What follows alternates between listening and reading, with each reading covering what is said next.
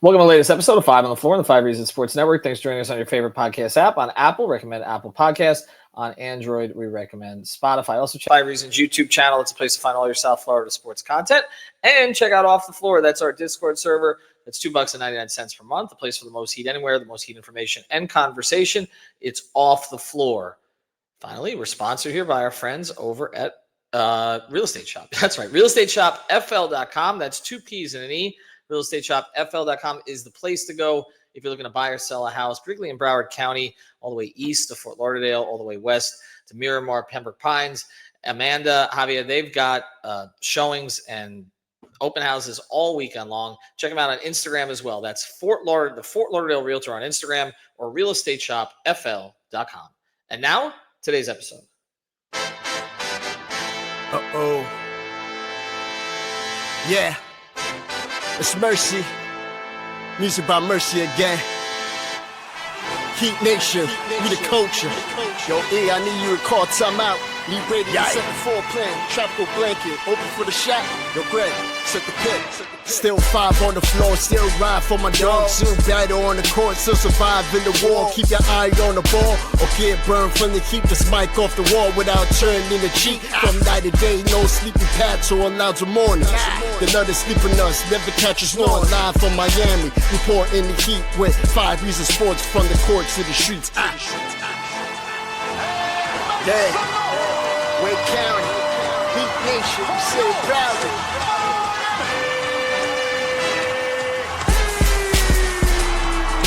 Welcome to Five on the Floor, a daily insider show on the Miami Heat and the NBA, featuring Ethan Skolnick, Greg Sylvander, Alex Toledo, Brady Hawk, and others from the 5 Reasons Sports Network. Also, make sure to subscribe to Off the Floor for the most heat anywhere. All right, welcome back to Five on the Floor. A little bit of drama here on a weekend. Some good reporting done by Barry Jackson, Ira Winderman, Anthony Chang, and others. We're talking about Terry Rozier. Terry Rozier not currently with the Miami Heat. He has been put on leave by the NBA.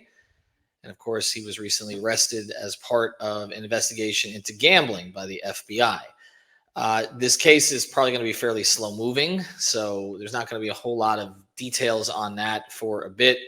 And that leads into the fact that for Heat fans who were hoping that there might be some kind of salary cap, luxury tax relief, that's not sort of in the offing at the moment. And that's kind of where some of these reporters have picked up the story. And this is one of those things that I think when this story came out, I think I talked about this on one podcast, that sort of a weird deal because this happened before the Heat, or allegedly happened, prior to the Heat acquiring Rozier. He was still a member of the Charlotte Hornets. This was late in the 22-23 season.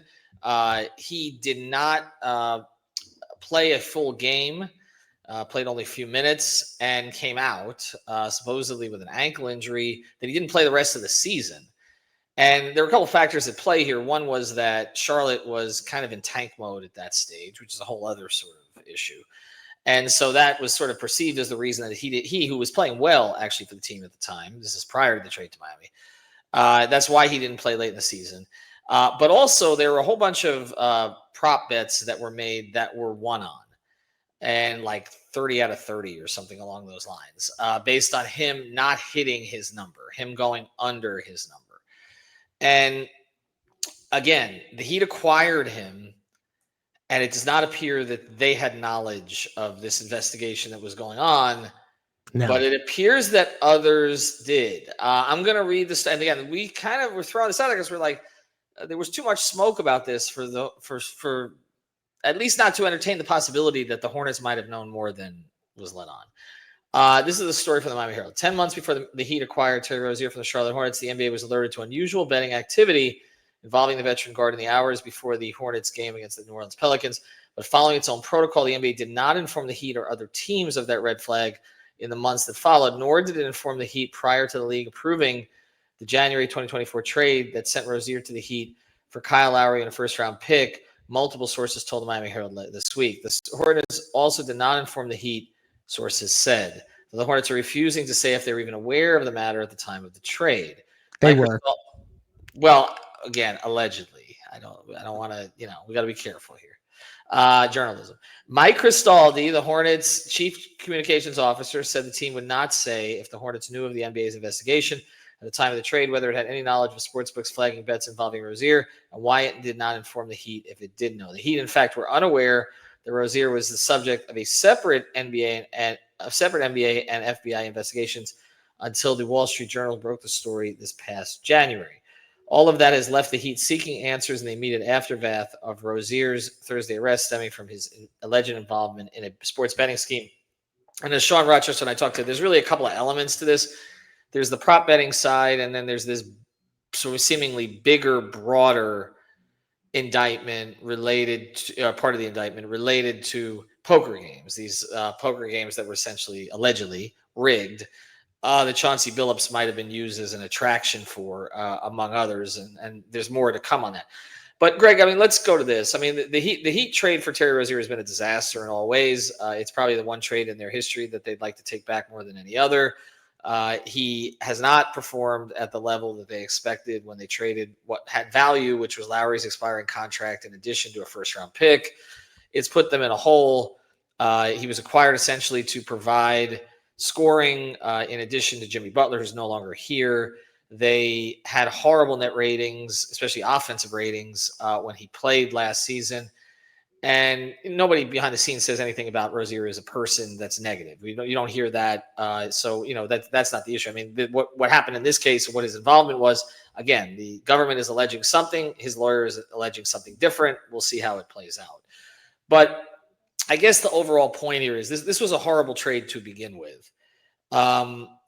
It's something else sort of that's happening here where now was there some sleight of hand from the Hornets that not only did they sort of get over on the Heat in a trade, which that happens. I mean, sometimes one team makes a bad trade, whatever. And I can say, I mean, I can't say, but I can assume that Rozier, this hanging over Rozier's head over the past year probably has not improved his performance in any way. It's hard to know for sure. But there's another thing to say that a team knew about a trade and was trying to say, oh, well, we're going to get rid of this problem without them finding out about it. If that's the case, that's pretty egregious. We just don't know that that's the case, right?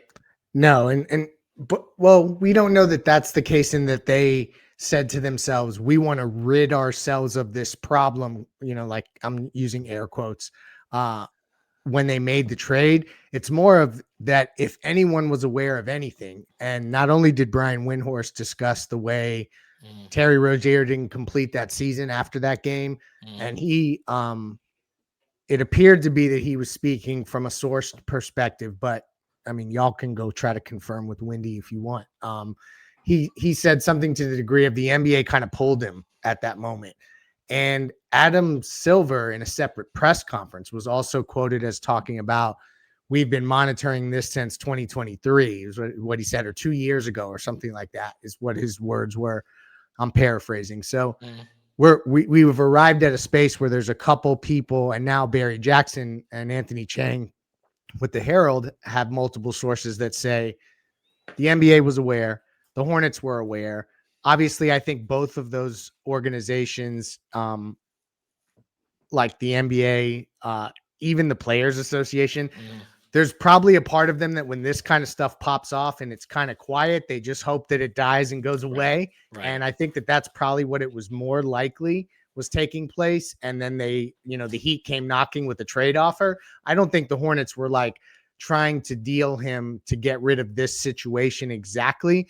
But I think also had the Heat known that this was even in the realm of possibility, it would have created another moment to give pause. And then what has been an awful basketball trade wouldn't be compounded by all of this other stuff that's happening, which probably won't even result in any salary relief, Ethan. So the last thing the Heat really have in terms of what can we make out of this situation that can be any level of positive, can you get a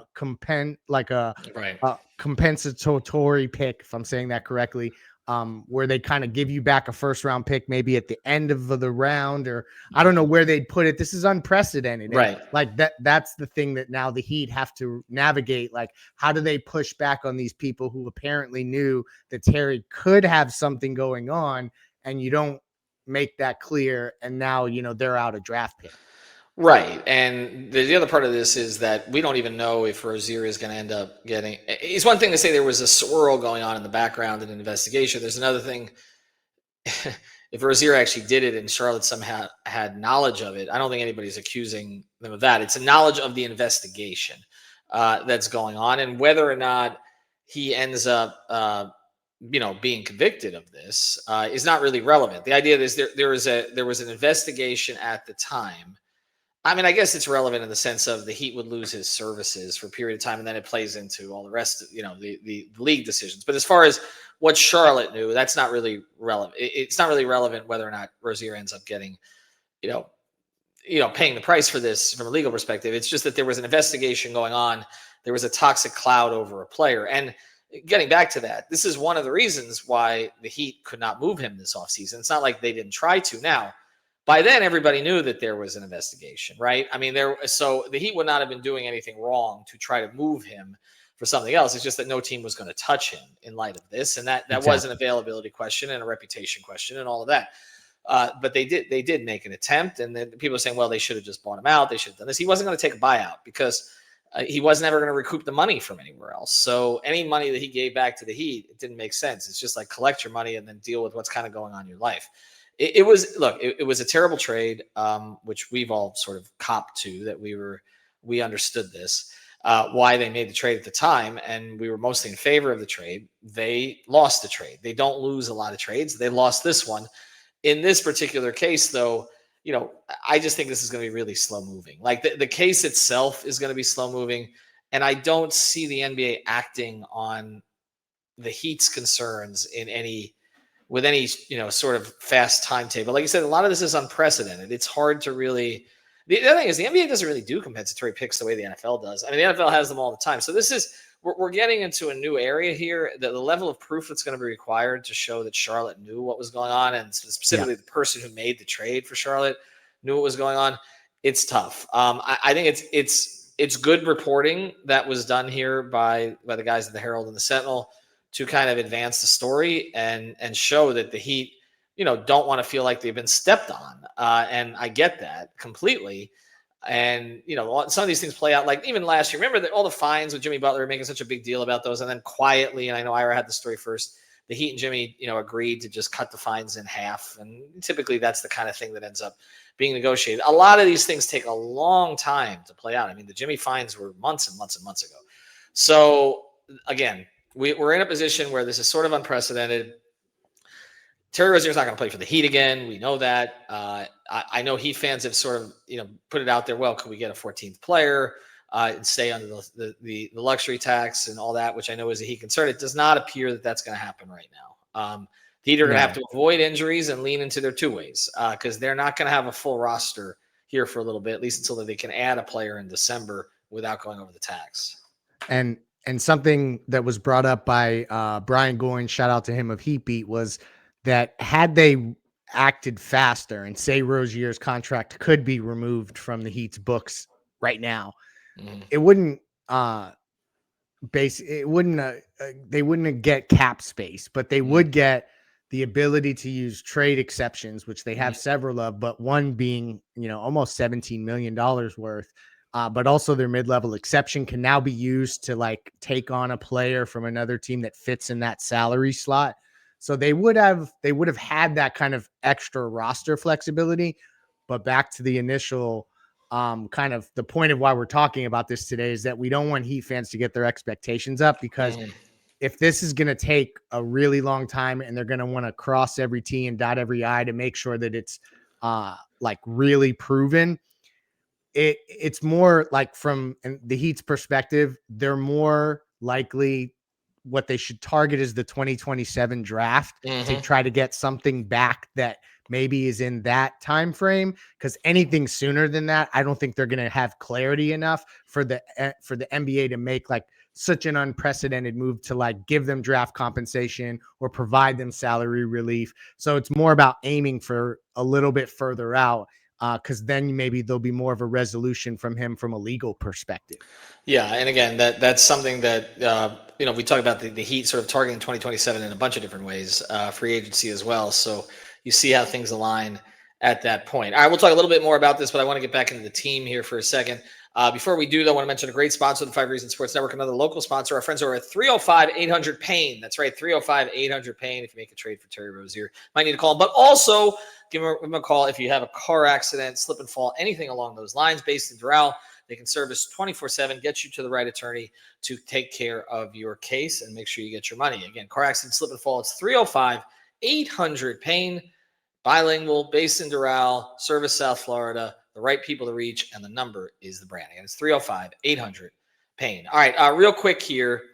They're playing the Knicks tomorrow, coming off a huge offensive showing. Should be fun. Home opener, 6 o'clock game, and so we'll see how this plays out for them there against the Knicks team that's had some injuries early in the season, but is projected to be top 3 in the conference. What do you want to see against this team on Sunday after we saw that offensive explosion in Memphis? The pace continue to keep up. The fact that they're able to score, 120 or more in both games. I don't know that I want to necessarily start to expect those high of scoring numbers, but just them being in this new fast-paced offense where, Bam said after the Memphis game that he didn't think they ran a single play in the first half. Like, I just want to see more of that. It's fun to watch. And I said that on our post-game show. And so against New York, who is a team that I actually picked them to come out of the East. I think like this is probably the year where they could probably figure that out.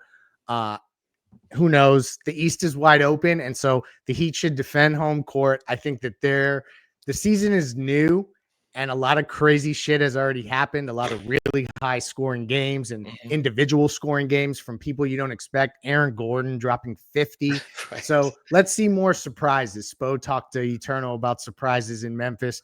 I'm looking for that kind of stuff to kind of continue to see what we have here with this team, because I don't think we know just yet. Yeah, I think they're still figuring some things out in terms of what the rotations are going to look like. We've seen the starting lineup change. Now it looks like Spo was leaning on going to Ware, which is not something I thought. So it turns out I was right on that by accident, because he was originally, I guess, going to go with Ware. Again, Spo full of surprises, but the pace is the biggest surprise. Can they keep it up? Can they keep it up against a good defensive team that's motivated? Now, the Knicks are going to be a little bit different this year because Mike Brown focuses more on offense than defense. Thibodeau was kind of the other direction. But there were some good defensive players on that team, though. And so I'm curious to see how that plays out, if the ball's still going to pop, if they can stay with it when they're not making shots, and then if they can continue to, as they did in Memphis, but not necessarily in Orlando, build that into their defense as well. But I'll be on hand on Sunday night. Again, thanks to our sponsors, 305-800-PAIN, also realestateshopfl.com. Have a good one. Thank you for listening to the 5 on the Floor on the 5 Reasons Sports Network. After all, someone needs to listen to my dad.